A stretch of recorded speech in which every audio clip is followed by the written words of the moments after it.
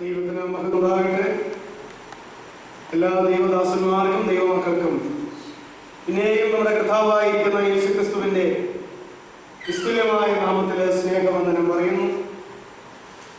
കഴിഞ്ഞ ദിവസം പുതിയ നിയമവേദഭാഗത്തിൽ മരണത്തെക്കുറിച്ച് എഴുതിയിരിക്കുന്ന ചില പ്രധാനപ്പെട്ട വാക്യങ്ങൾ നമ്മൾ വായിക്കുകയും അതേക്കുറിച്ച് ചിന്തിക്കുകയും ചെയ്യുകയായിരുന്നു.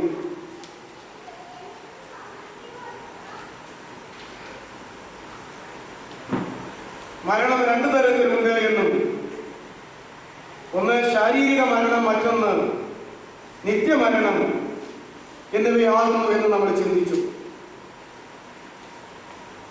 യാക്കോബ് 4:14 പറയുന്നത് പോലെ ഏത് മനുഷ്യന്റെയും ജീവിതം മറഞ്ഞു പോകുന്ന ആവിയാണ് എന്ന് യാക്കോബ് വെളിപ്പെടുത്തിയിരിക്കുന്നത് നമ്മൾ ചിന്തിച്ചു.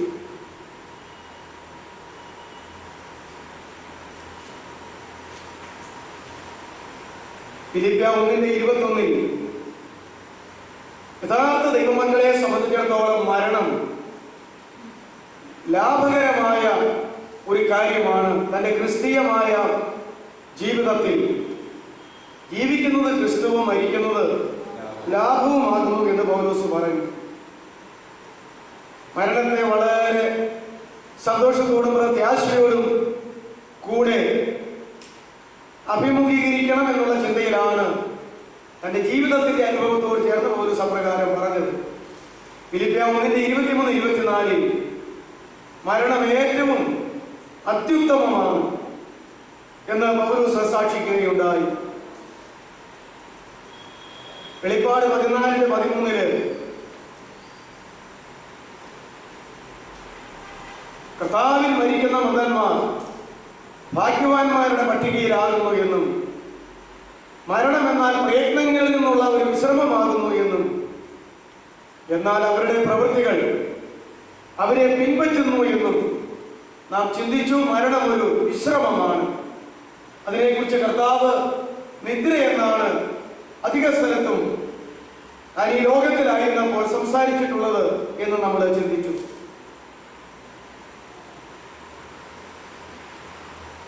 ഒന്ന് കോരിന്ത്യർ 15:26 ചിന്തിച്ചു എന്നാണ് എൻ്റെ ഓർമ്മ. ഒടുവിലത്തെ ശത്രുവായിട്ട് മരണം മാറിപ്പോകുന്നു. നിങ്ങൾ ആ വാക്യം എഴുതിയിട്ടുണ്ടോ? ആദ്യം നമ്മൾ ചിന്തിച്ചതായിരുന്നു. ഇനി മറ്റേതെങ്കിലും ഇത്രത്തോളം വാക്യമല്ലാതെ മറ്റേതെങ്കിലും നമ്മൾ ചിന്തിച്ചോ മരണത്തെ സംബന്ധിച്ച്?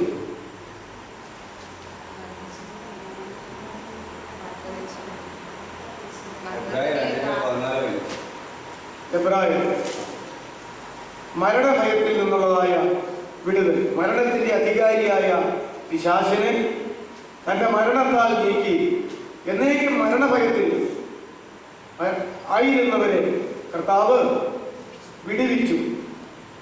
സാത്താൻ മരണത്തിന്റെ അധികാരിയായിരുന്നു എന്നും, മരണത്തിന്റെയും പാതാളത്തിന്റെയും താക്കോൽ സാത്താന്റെ കൈവശമായിരുന്നു എന്നും, കർത്താവിന്റെ കയ്യിൽ സ്വർഗരാജ്യത്തിന്റെ താക്കോലായിരുന്നു എന്നും, കർത്താവ് ഈ ലോകത്തിൽ നിന്ന് കടന്നു പോകുന്നതിന് മുമ്പ് ആ താക്കോൽ തന്റെ ശിഷ്യന്മാരെ ഏൽപ്പിച്ചിട്ട് കാൽവരി ക്രൂശിൽ മരണത്തിന്റെ അടിമത്തത്തിൽ നിന്ന് വിടുതൽ തന്ന് മരണഭയത്തിൽ നിന്ന് വിടുവിച്ച് മരണത്തിന്റെയും പാതാളത്തിന്റെയും താക്കോൽ സാത്താന്റെ കയ്യിൽ നിന്ന് കർത്താവ് വാങ്ങിച്ചെടുത്തു എന്നും, അതുകൊണ്ട് തന്നെ വിശ്വസിക്കുന്ന ഏതൊരു മനുഷ്യനും ധൈര്യത്തോടും പ്രത്യാശയോടും കൂടെ ചിന്തിച്ചുറയ്ക്കേണ്ടത് ഇപ്പോൾ മരണത്തിന്റെയും പാതാളത്തിന്റെയും താക്കോൽ നമ്മുടെ കർത്താവിന്റെ കൈവശമാകുന്നു എന്നും, അവൻ അറിയാതെ ദൈവകുഞ്ഞുങ്ങളുടെ ജീവിതത്തിൽ മരണത്തെക്കുറിച്ച് ഒന്നും സംഭവിക്കുന്നില്ല എന്നുള്ളതിനെ സംബന്ധിച്ചുമാണ് നമ്മൾ ചിന്തിച്ചത്.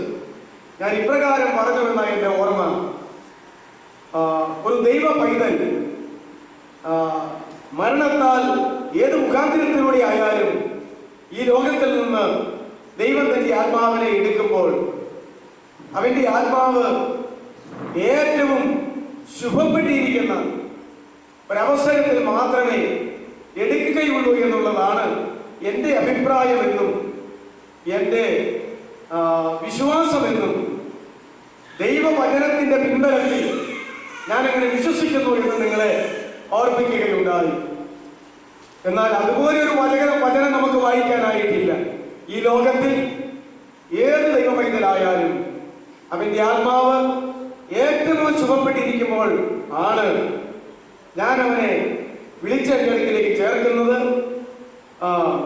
ആ മരണത്തിന്റെ മുഖാന്തരം എന്ത് തന്നെ ആയിരുന്നാലും അതങ്ങനെ തന്നെ എന്ന് വായിക്കാനായിട്ടുള്ള ഒരു വചനമില്ലെങ്കിലും അങ്ങനെ ഒരു ആശയമാണ് പുതിയ നിയമത്തിൽ നിന്ന് നമുക്ക് മനസ്സിലാക്കുവാൻ കഴിയുന്നത് എന്ന് ഇതുവരെ നമ്മൾ ചിന്തിച്ച വിഷയത്തോടുള്ളതായ ബന്ധത്തിൽ ഞാൻ പറയുകയുണ്ടായി. ഞാൻ പറഞ്ഞില്ലേ, എന്നാൽ ഈ ആത്മാവ് ശുഭപ്പെട്ടിരിക്കുന്നു എന്ന് പറഞ്ഞാൽ അതിനെക്കുറിച്ചൊന്ന് വിശദീകരിക്കാമോ എന്നാണ് ജോർജ് സാർ ചോദിച്ചു. കൂടുതൽ വിശദീകരണം എനിക്കും അറിയത്തില്ല. 3 യോഹന്നാൻ അതിൻ്റെ 1 മുതൽ വായിക്കുമ്പോൾ യോഹന്നാൻ അപ്പോസ്തലൻ തൻ്റെ ശിഷ്യനായ തൻ്റെ ഒരു സഹോദരനായ ഗായോസിനു വേണ്ടി പ്രാർത്ഥിക്കുന്ന പ്രാർത്ഥനാ വിഷയം അവിടെ പറഞ്ഞിട്ടുണ്ട്. പ്രിയനെ, നിന്റെ ആത്മാവ് ശുഭമായിരിക്കുന്നത് പോലെ നീ സകലത്തിലും ശുഭമായും സുഖമായും ഇരിക്കണമെന്ന് ഞാൻ നിനക്ക് വേണ്ടി പ്രാർത്ഥിക്കുന്നു. പ്രോസ്പെരിറ്റി തിയോളജി, പ്രോസ്പെരിറ്റി ഗോസ്പൽ എന്ന് പറയുന്ന അതിനെക്കുറിച്ച് പഠിപ്പിക്കുകയും അത് വിശ്വസിക്കുകയും അത് പ്രചരിപ്പിക്കുകയും ചെയ്യുന്നവർ അവർക്ക് എടുക്കാവുന്ന ഏറ്റവും അടിസ്ഥാനപരമായ വാക്യങ്ങളിൽ ഒന്നാമത്തതാണ് ഈ വാക്യം എന്ന് നമുക്ക് കാണുവാനായിട്ട് കഴിയും. എന്തായാലും ഞാൻ പറഞ്ഞ വിഷയത്തോടുള്ളത്, ഗായോസിന്റെ ആത്മാവ് യോഹന്നാൻ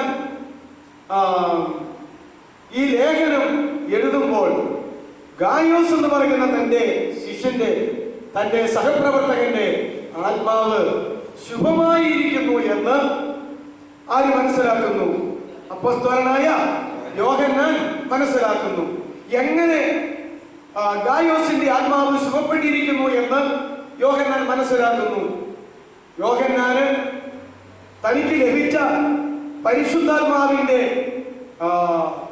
വിവേചന വരത്താൽ, കൃപയാൽ മാത്രമേ അത് പറയാനായിട്ട് പറ്റത്തുള്ളൂ. ഒരു മനുഷ്യന്റെ ആത്മാവ് ശുഭപ്പെട്ടിരിക്കുന്നു, എന്നാൽ നിന്റെ ദേഹമോ ദേഹിയോ നിനക്കുള്ള മറ്റെന്തെങ്കിലും കാര്യങ്ങളോ അത്രത്തോളം ശുഭപ്പെട്ടിരിക്കുന്നില്ല. അതുകൊണ്ട് ഞാൻ ആത്മാവ് ശുഭപ്പെട്ടിരിക്കുന്ന പോലെ തന്നെ എല്ലാം ശുഭപ്പെട്ടിരിക്കാൻ ഞാൻ നിനക്ക് വേണ്ടി പ്രാർത്ഥിക്കുന്നു എന്ന് പറഞ്ഞു. അപ്പോൾ ദൈവത്തിനറിയാം, ദൈവം വെളിപ്പെടുത്തി കൊടുക്കുന്ന ദൈവമക്കൾക്കോ ദൈവദാസന്മാർക്കോ പരിശുദ്ധാത്മാവിനാലും മറ്റൊരു മനുഷ്യന്റെ ആത്മാവിന്റെ കാര്യം ഏറെക്കുറെ അറിയാനായിട്ട് കഴിയും. ഹൃദയ രഹസ്യങ്ങൾ, മനസ്സുകൾ, ഹൃദയങ്ങൾ, ഇതിനെയെല്ലാം വിവേചിക്കാനായിട്ട് കഴിയും. അനന്യാസ് സഫീറാമാരെ വിവേചിച്ചത് പരിശുദ്ധാത്മാവ് പത്രോസിലൂടെ അപ്രകാരമാകുന്നുവല്ലോ. മറ്റാർക്കും പിടികിട്ടാത്ത കാര്യം പത്രോസ് വിളിച്ചു പറഞ്ഞു പരിശുദ്ധാത്മാവിനാൽ. പരിശുദ്ധാത്മാവാം ദൈവത്തെ നിങ്ങൾ വഞ്ചിച്ചിരിക്കുന്നു, കപടം കാണിച്ചിരിക്കുന്നു എന്നൊക്കെ ആ വിഷയത്തോടുള്ള ബന്ധത്തിൽ പത്രോസ് അപ്പോസ്തലൻ വിളിച്ചു പറഞ്ഞു. അങ്ങനെ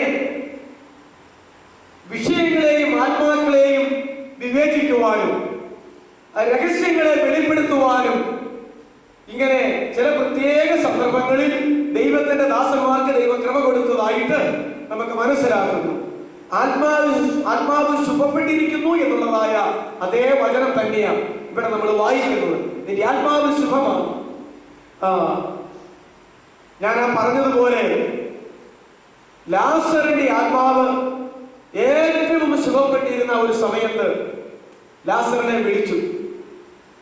അതുകൊണ്ട് യഥാർത്ഥ ദൈവപൈതൽ ആര് തന്നെ ആയാലും എവിടെയായാലും ആ ദൈവപൈതൽ മരിക്കുന്നു എങ്കിൽ മരണത്തിന്റെ മുഖാന്തരം ഈ ഭൂമിയിലുള്ളത് എന്തായാലും സ്നേഹവാനായ ദൈവം തമ്പുരാൻ കൃപയാൽ രക്ഷ കൊടുത്ത് തന്നെ മക്കളാക്കി തീർത്തിരിക്കുന്ന ആ ദൈവം തമ്പുരാൻ ആത്മാവ് സുഖപ്പെട്ടിരിക്കുമ്പോൾ മാത്രമേ തന്റെ ആത്മാവിനെ വിളിപ്പാൻ സാധ്യതയുള്ളൂ എന്നാണ് ഞാൻ പറഞ്ഞത്.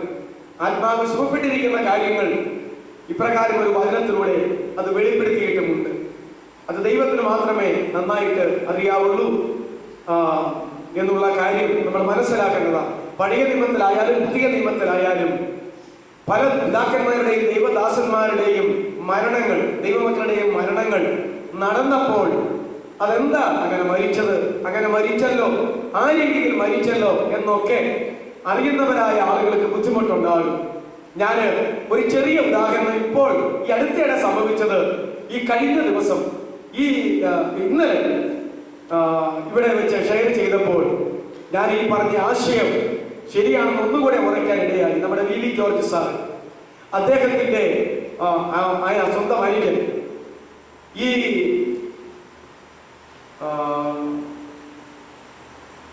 കഴിഞ്ഞതിന്റെ മുമ്പിലത്തെ ഞായറാഴ്ച അല്ലേ, ഞായറാഴ്ച ശനിയാഴ്ച വൈകിട്ട് മരിക്കുകയും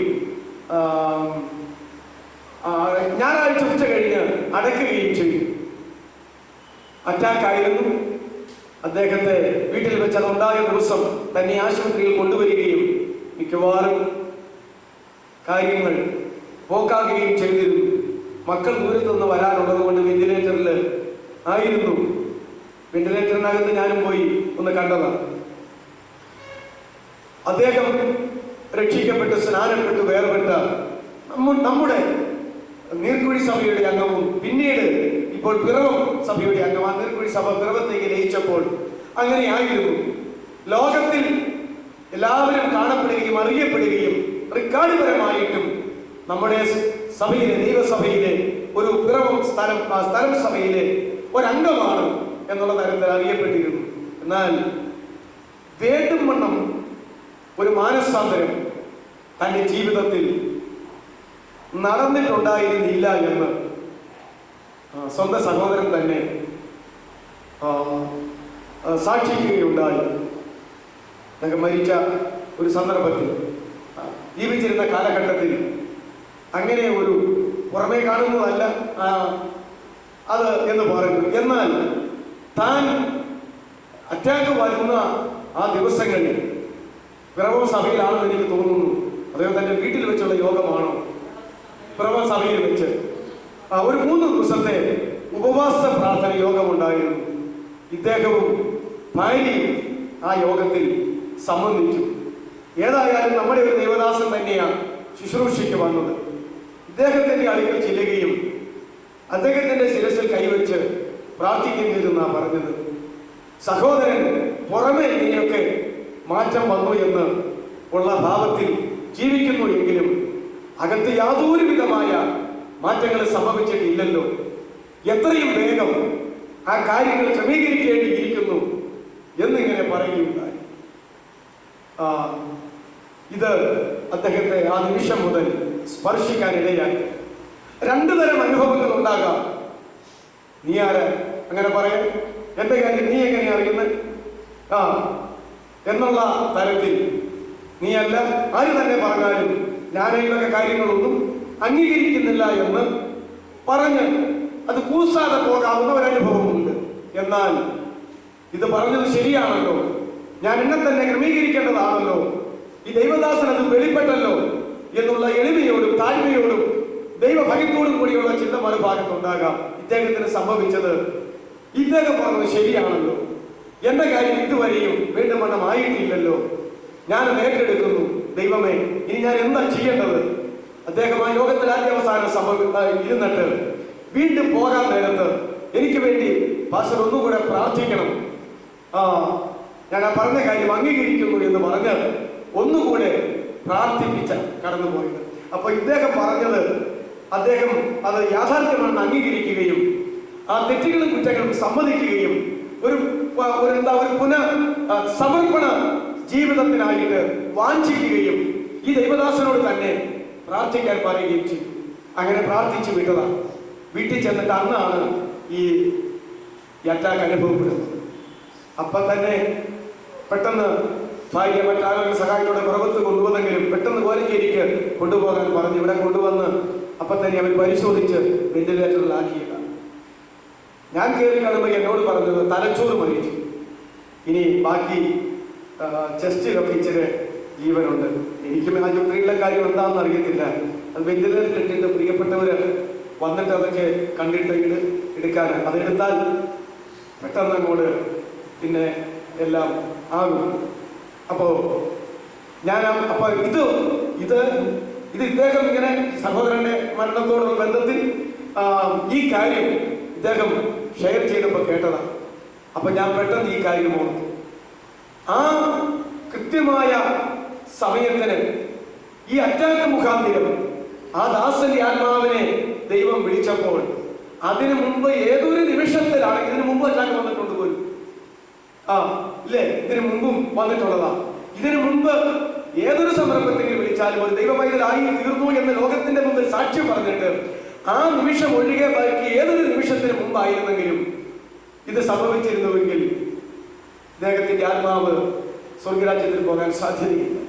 എന്നാൽ ഇപ്രകാരം ഒരു അകത്തൊരു ചേഞ്ച്, ഹൃദയം തകർന്ന നിലവിളിക്കുന്ന ദൈവമേ ഞാൻ പാപിയാണ്, കുറവുണ്ട്, ഒത്തിരി അഭിനയങ്ങൾ എന്റെ ജീവിതത്തിൽ ഉണ്ടല്ലോ, ഞാൻ ആളുകളെ വഞ്ചിച്ചാണല്ലോ ജീവിക്കുന്നത്, ആരും അറിയാതെ ചില പാപങ്ങളൊക്കെ ഞാനും ചെയ്യുന്നുണ്ടല്ലോ എന്നൊക്കെ ഓർത്ത് അനുദപിച്ച് ദൈവത്തെ വിളിച്ച ഹൃദയം തകർന്നെങ്കിൽ ആ നിമിഷം ദൈവം ആ മനുഷ്യന്റെ പാപത്തെ ക്ഷമിച്ചു കൊടുക്കുകയും ക്രിസ്തുവിൽ ഒരു പുതിയ സൃഷ്ടി പോലെ അവനെ അംഗീകരിക്കുകയും നിശ്ചയമായും ദൈവം ചെയ്തിട്ടുണ്ട്.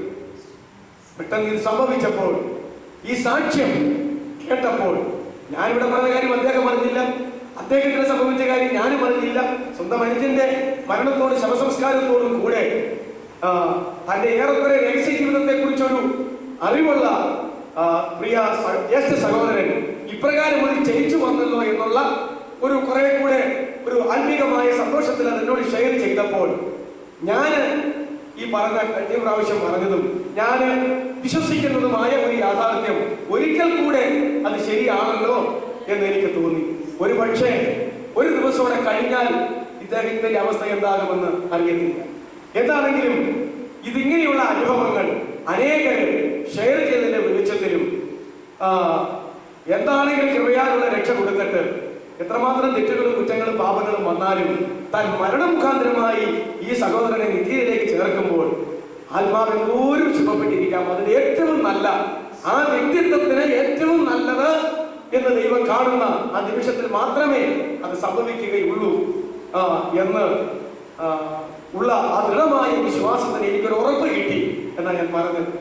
ഇതുപോലൊരു വചനം പറയാനില്ലെങ്കിലും പക്ഷേ ഈ പെട്ടെന്നുള്ള മരണങ്ങളും മരണത്തിന്റെ മുഖാന്തരങ്ങളും ജീവിച്ചിരിക്കുന്നവർക്കും മറ്റുള്ളവർക്കും എല്ലാം ഉൾക്കൊള്ളാൻ കഴിയാത്തതും ആരുടെയും വേർപാട് ഉറ്റവർക്കും ഉടയവർക്കും എല്ലാവർക്കും ആ ബന്ധമനുസരിച്ച് ദുഃഖകരമാകുന്നു എങ്കിലും ഇതായിരിക്കും സംഭവിക്കുക. കർത്താവ് അങ്ങനെ ചെയ്തില്ലെങ്കിൽ ഇവരുടെ മരണമൊക്കെ ഇവരുടെ ദുഃഖമൊക്കെ യാഥാർത്ഥ്യമാണെങ്കിലും ഇവരുടെ ദുഃഖത്തെ ഓർത്ത് ഇവർ ദുഃഖിക്കാതിരിക്കട്ടെ എന്നൊക്കെ ഓർത്ത് കർത്താവ് ഒരു ചെറിയ മാറ്റങ്ങൾ വരുത്തിയാൽ അദ്ദേഹം നിത്യ ശിക്ഷാവിധിയിലേക്ക് പോവുകയും അതുകൊണ്ട് ജീവിച്ചിരിക്കുന്നവരുടെ ദുഃഖമല്ല, മരണത്തിന്റെ മുഖാന്തരമല്ല, അറിയുന്നവരുടെ ആക്ഷേപ പരിഹാസ നിന്ദകളല്ല, ദൈവം അദ്ദേഹത്തെ സ്നേഹിക്കുന്നത് കൊണ്ട് ഒരുപക്ഷെ ബാലശിക്ഷ എന്നുള്ള നിലയിൽ ശാരീരിക മരണം വരെ ദൈവം കൊടുക്കുമെന്ന് കർത്തൃമേശ്വരുള്ളതായിരിക്കുന്ന ബന്ധത്തിൽ പറഞ്ഞിട്ടുണ്ട്. ചിലർക്ക് ബലഹീനത, ചിലർക്ക് രോഗം, ചിലർക്ക് ശാരീരികമായ മരണം. കർത്തൃമേശ്വരുള്ള ബന്ധത്തിൽ കോരിന്ത്യ സഭയ്ക്ക് കൊടുത്ത ശിക്ഷകളാണ് അവിടെ വായിച്ചിരിക്കുന്നത്. ആ ശിക്ഷകൾ തന്നെയുമാകാം, അതിനേക്കാൾ കൂടിയത് കുറഞ്ഞതുമാകാം എന്നുള്ള കാര്യത്തിൽ യാതൊരു സംശയവുമില്ല. ഇതെല്ലാം കൂടെ വെച്ചാണ് ഞാൻ പറയുന്നത്. എന്തുകൊണ്ട് ശാരീരിക മരണം വരെയുള്ള ശിക്ഷകൾ കർത്തൃമേശ്വരുള്ള ബന്ധത്തിൽ കൊടുക്കുന്നു? ലോകത്തിന്റെ ശിക്ഷ ഇങ്ങനെയാ പറയുന്നത്, ലോകത്തോടുകൂടെ ശിക്ഷാവിധിയിൽ അകപ്പെട്ട് ലോകത്തോടുകൂടെ നശിച്ചു പോകാതിരിക്കുവാൻ ദൈവം ബാലശിക്ഷകൾ കൊടുക്കുന്നതാകുന്നു എന്ന് വിചാരിക്കണം. നാം നമ്മെ തന്നെ വിധിച്ചാൽ ദൈവത്താൽ വിധിക്കപ്പെടുകയില്ല. വിധിക്കപ്പെടുന്നു എങ്കിലോ, ദൈവം വിധിക്കപ്പെടുന്നു എങ്കിലോ നാം ലോകത്തോടു കൂടെ ശിക്ഷാവിധിയിൽ അകപ്പെടാതിരിക്കുവാൻ ദൈവം നമ്മെ ബാലശിക്ഷ കഴിച്ചതാണ്. ഈ മരണം ദൈവമക്കളുടെ ഈ കർത്തൃമേശ്വരുള്ളതായിരിക്കുന്ന ബന്ധത്തിൽ മരണമാകുന്ന ശിക്ഷ വരെ കൊടുത്ത് മാറ്റുന്നത് എന്നുള്ളത് അങ്ങനെ ഓർത്തുകൊള്ളണം. ഈ എന്ന് അവിടെ പറഞ്ഞിട്ടുണ്ട്. ഈ പശ്ചാത്തലത്തിലാണ് അത് അപ്രകാരം പറയാനായിട്ട് ഇടയായത്. ഇതിലപ്പുറം ആ വിഷയം പറയാനായിട്ട് എനിക്കും അറിയത്തില്ല. ഞാൻ ഈ പറഞ്ഞ കാര്യം ദൈവവചനം പോലെ ഉൾക്കൊള്ളേണ്ട കാര്യമൊന്നുമില്ല. ഇതെങ്കിൽ നിങ്ങൾ ചിന്തിച്ചിട്ട് നിങ്ങൾക്ക് ദൈവത്തോടുള്ള ബന്ധത്തിൽ ബോധ്യപ്പെടുന്ന വിഷയങ്ങൾ അംഗീകരിച്ചാലും മതി. പൗലോസ് പറഞ്ഞ കണക്ക് വിവാഹിതരെ കുറിച്ച് എന്റെ അഭിപ്രായമല്ല, കർത്താവിന്റെ കൽപ്പന അതങ്ങനെ തന്നെ. ഇത് ഞാൻ പറയാൻ പോകുന്നു. കന്യകമാരെ കുറിച്ച് എനിക്ക് കർത്താവിന്റെ കൽപ്പനയില്ല, കർത്താവ് ഒന്നും പറഞ്ഞിട്ടുമില്ല. ഞാൻ കൃപയുള്ള ഒരു ദൈവദാസൻ എന്നുള്ള നിലയിൽ ഞാൻ എന്റെ അഭിപ്രായങ്ങൾ പറയുന്നു എന്ന് മാത്രമേ പറഞ്ഞിട്ടുള്ളൂ. ഇന്ന് പറഞ്ഞ കണക്ക് ഇത് പൗലോസ് പറഞ്ഞ കണക്കും പറയാൻ പറ്റത്തില്ല. ഞാൻ എൻ്റെ ഒരു അഭിപ്രായം, എൻ്റെ ഒരു വിശ്വാസം അങ്ങനെ പറഞ്ഞു എന്ന് മാത്രമേ ഉള്ളൂ. കാരണം നമ്മോടുള്ള ദൈവത്തിന്റെ സ്നേഹം, കൃപയാലുള്ള രക്ഷ നമുക്ക് തന്നിട്ട് ജീവിതത്തിൽ വരുന്ന തെറ്റുകളും കുറ്റങ്ങളും ഒക്കെ മരണം വരെയുള്ള ബാലശിക്ഷകളാൽ ഒക്കെ എടുത്ത് നല്ല ഒരു അന്ത്യത്തിലേക്ക് കൊണ്ടുപോകുവാൻ സ്നേഹനിധിയായ കർത്താവ് നമ്മെ ഓർത്ത് അപ്രകാരം ചെയ്യും. പക്ഷേ ആ മരണത്തിന്റെ മുഖാന്തരങ്ങളും പെട്ടെന്നുള്ള മരണങ്ങളും പ്രിയപ്പെട്ടവർക്ക് ഉൾക്കൊള്ളാൻ കഴിയാതെ വണ്ണമുള്ള കരച്ചിലുകളും ദുഃഖങ്ങളും നെടുവീർപ്പുകളും പ്രയാസങ്ങളും ഒക്കെ ഉണ്ടാകുമെങ്കിലും കർത്താവ് ഇതിനേക്കാൾ വലുതായിട്ട് കാണുന്നത് ഈ ദൈവ പൈതലിന്റെ ആത്മാവിന്റെ നിത്യതയാണ്. ഇത് മാത്രമേ ഞാൻ പറഞ്ഞു. നമുക്ക് മറ്റ് വിഷയത്തിലേക്ക് കടന്നു വരാം. ഇനി നമുക്ക് അടുത്തതായിട്ട് ഈ ലോക ജീവിതം, മരണം, മരണാനന്തര അനുഭവങ്ങൾ, ഇതാണല്ലോ നമ്മൾ ചിന്തിച്ചു തുടങ്ങിയ വിഷയങ്ങൾ. ഇന്ന് നമുക്ക് ചിന്തിക്കാനുള്ള വിഷയം ഏറ്റവും അവസാനത്തേതും അതുപോലെ നമുക്ക് എല്ലാവർക്കും പരിചയമുള്ള രണ്ട് വേദഭാഗങ്ങളാണ്.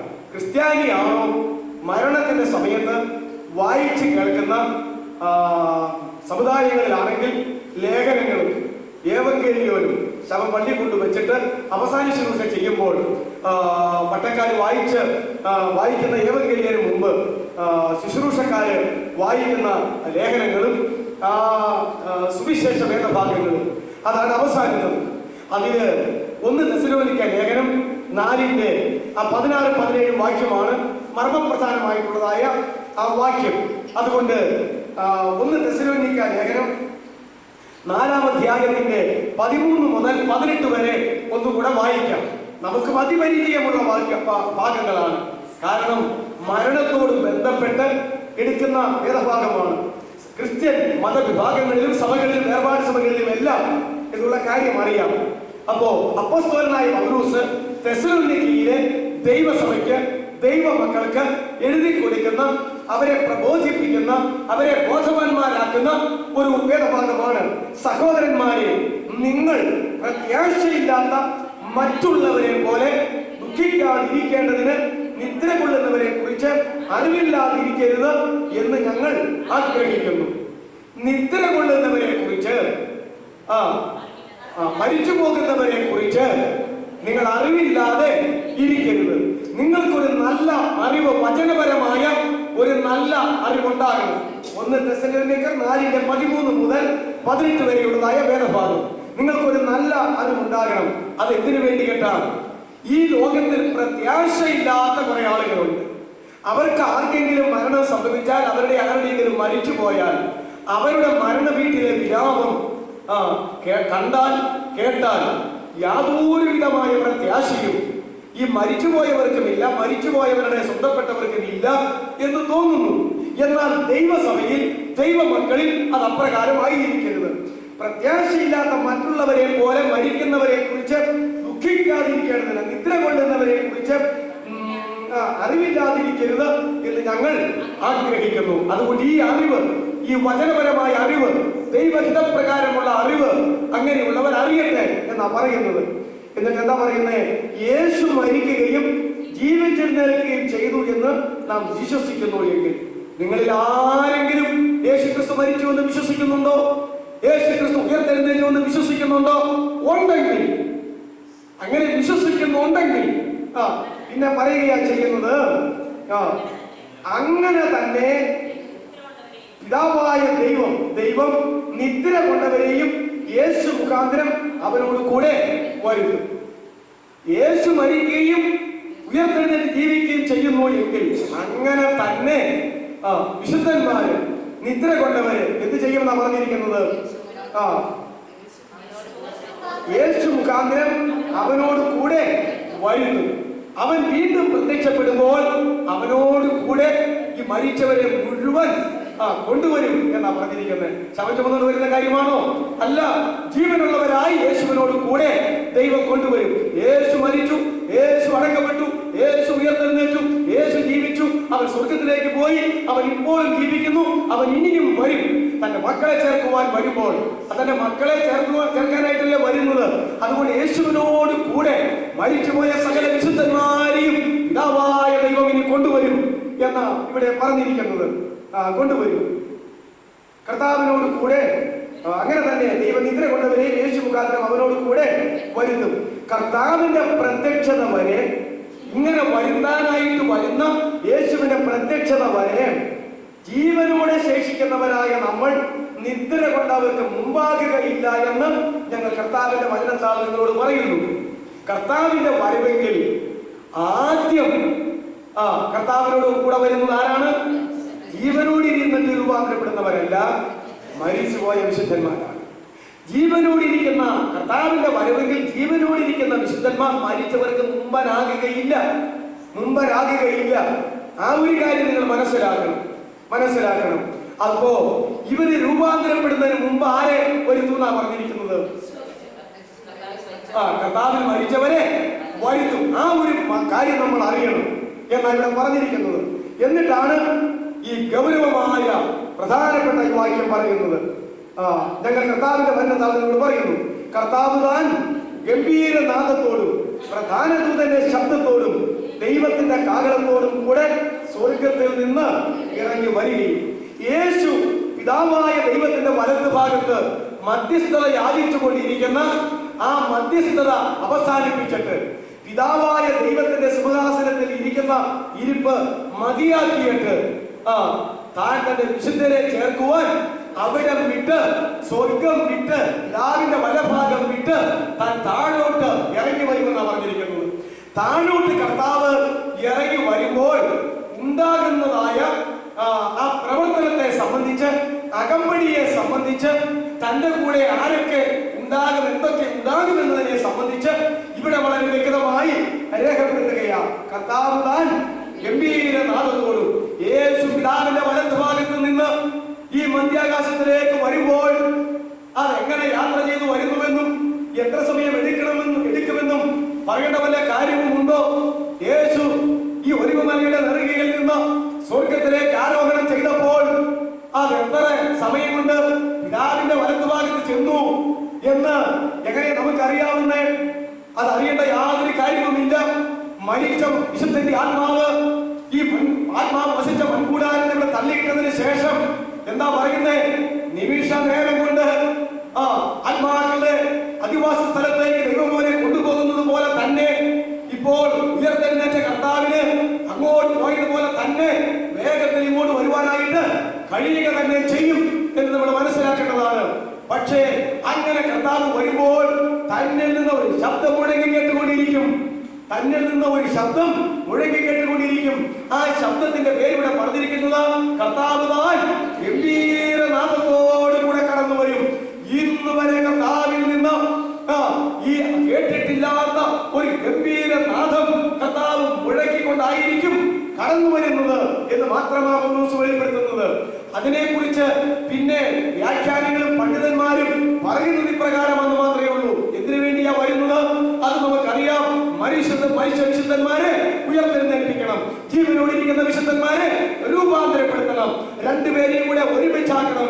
എന്നിട്ട് ഈ ഭൂമിയിൽ നിന്ന് അവരെ മുകളിൽ